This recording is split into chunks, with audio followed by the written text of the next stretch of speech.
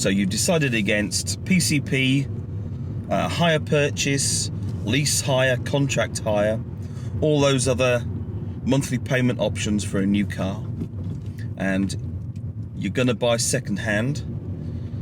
You may even be venturing into the world of Bangonomics. We're going to take a look today at what you're going to need to think about when you go and look for a second-hand car. So welcome back to Dadskillz Cars, and today we're looking at buying a second-hand car, the whys and wherefores. You've decided against all the leasing options and the hiring options, and you're going to go second-hand. So the very first place to start is nowhere near a car, and that's research. eBay is a good place to look, Auto Trader, local car ads, and what you're looking for, if you've decided on the make and model that you want to research every review on that car. You want to go on forums, although you don't want to spend too much time on a forum because they can be a bit of a bloodbath at times.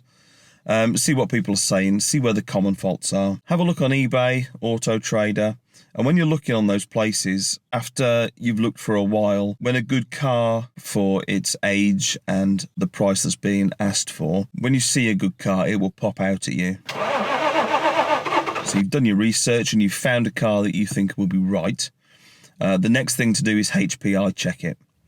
That will tell you whether it's been stolen, crashed, what its current status, MOT-wise and tax-wise is.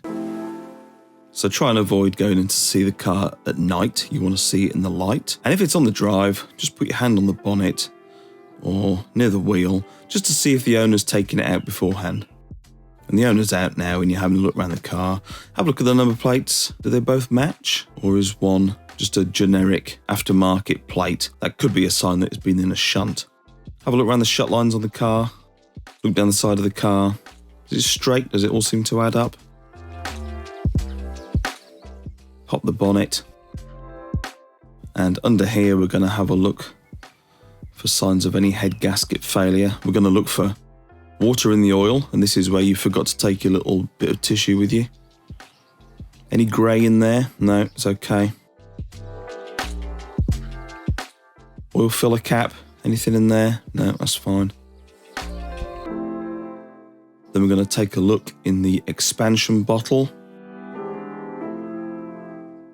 Any grey in there? No, it seems fine. Have a little sniff the cap and sniff the bottle itself. Does it smell of petrol? That's another sign. You stood at the back when he started it up, or she started it up, just to see if there was any smoke or anything. So the owner's taking you out for a spin, and you're going around a few corners and things. Listen out for some noises, some creaking, any rattles, vibration at high speed. Those could all be indicators that there's something expensive down the line. But ask the owner, see what they're saying.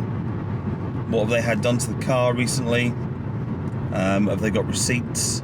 A lot of paperwork is an indication that the car's been looked after. So see if they've got service history.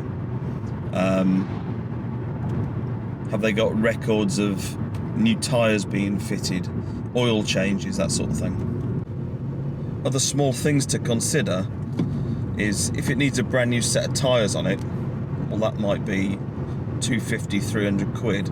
So that's an expense you need to budget for. So a couple of final tips. You've picked up your new car, you're really happy with it. One tip would be look after it. Make sure it's serviced regularly. Look after the fluids, look after the fluid levels, and hopefully it will see you through a good few years. And the very final tip, most important tip of all maybe,